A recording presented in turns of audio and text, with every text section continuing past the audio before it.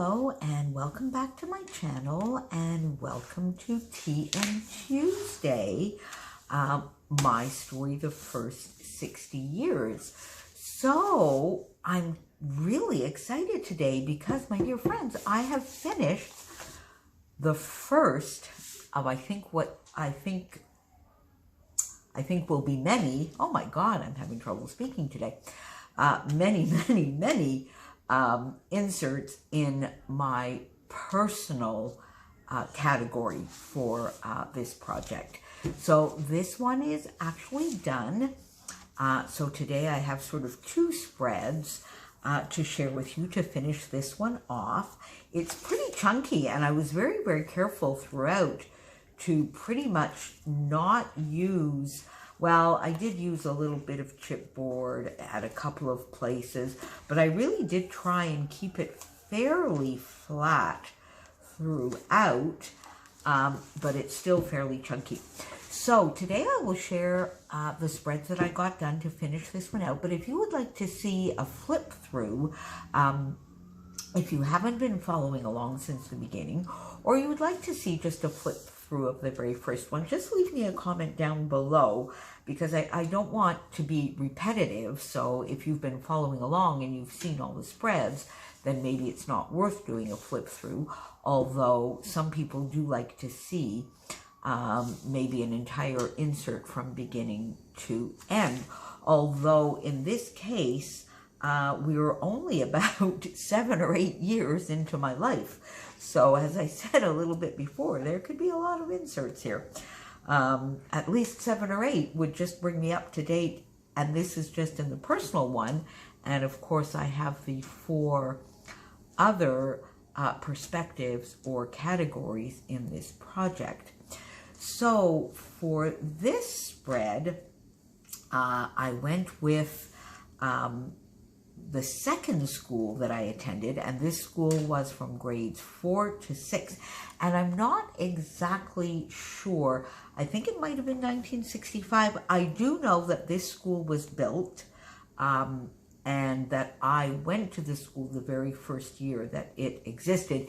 It's still a school, still at the same place, and it is a bilingual fully bilingual school in Toronto. This particularly is in Don Mills, and I went to this school from grades 4 to 6, and I actually lived right across the street or kitty corner to this school in an apartment. We had moved from the house and into this apartment. I don't recall our apartment number, but I just put an enamel dot because I recognized exactly the apartment that we lived in. How cool is that? I'm quite proud of that.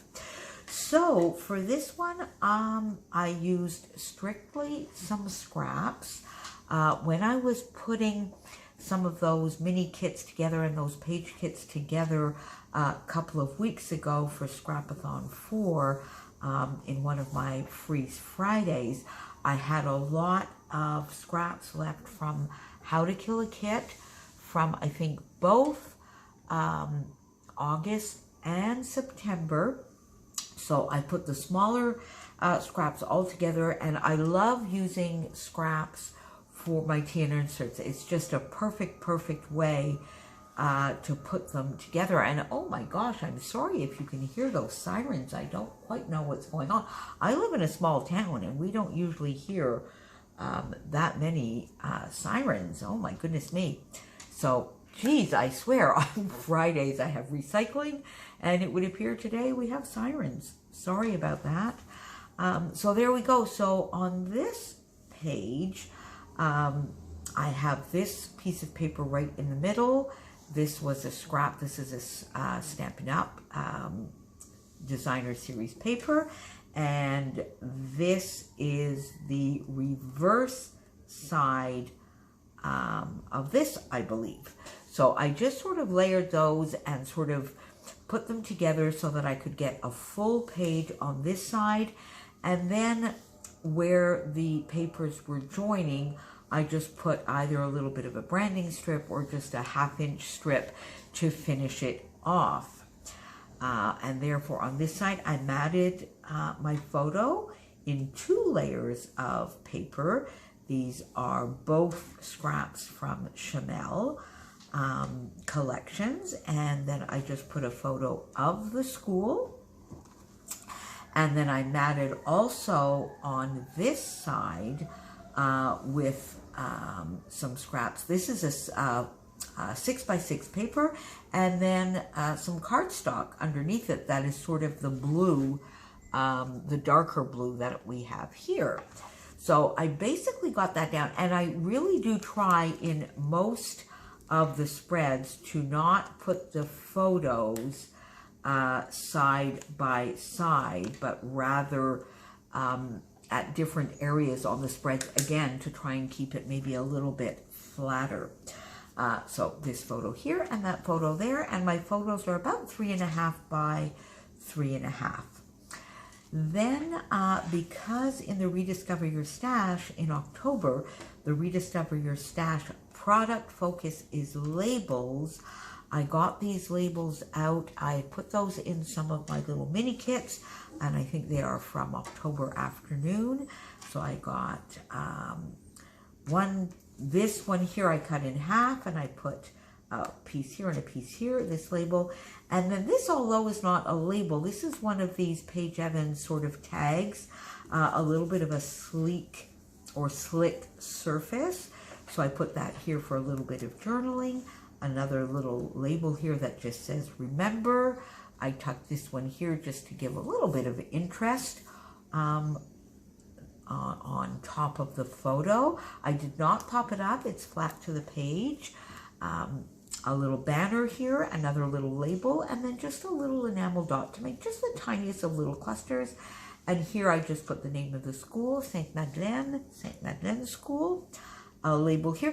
And you see here I'm really using the labels as embellishments as opposed to putting titles or dates or any journaling on them. I'm really just using them as embellishments. And I kind of like this little diagonal flow that I have here.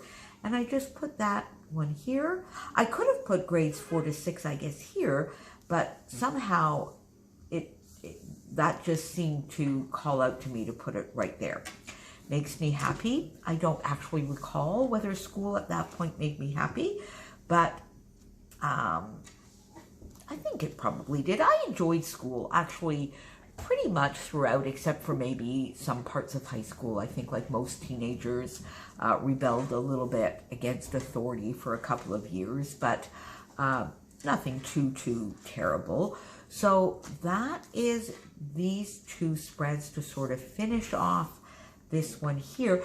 And then I had one little spread left here, but there was really, I found, just too much bulk to do anything. But on my Friday freeze, I promised that I was going to start using some of those beautiful Vicki Boutin mixed media, the art crayons and the watercolor markers in particular. So on this page, I just did a wash with those art crayons. I just put the crayons on a little bit of plastic, mixed it in with a little bit of water, and did a wash. I wouldn't call this rainbow. It's sort of, I guess, a little bit in that philosophy, but it's not a full rainbow. Just from the peaches into more pinks, fuchsia purple, and then into the lovely turquoise blue. And then I just used some white acrylic paint that I watered down. That to me is what I have found works the best as a mist, or that I can do splatters with white. I love just using watered down acrylic paint. So that's what I did here, just to decorate this page. And then over here, I really just did some journaling, I guess, about this apartment. And I think I might have now, I think, was it also in, I think it's in the culture one that I also talked about this building. Yes, in this spread here, where I talked about playing spy in the hallways of that apartment building. So this is really just sort of all the journaling. I just put a little bit of washi tape top and bottom here. And I have this die cut that sort of fell out of the bowl and onto my table. And I said, well, you know what? We're just going to cut it and we're going to put it on here. So I did. So my journaling is, I don't remember moving from the house to the apartment, nor much of the circumstances surrounding it. But the apartment was lovely and fun for a kid. A pool right across the street from school, an elevator where Michel Lebel turned the lights off and kissed me. Yuck. We were 10. So at 10, it was yuck.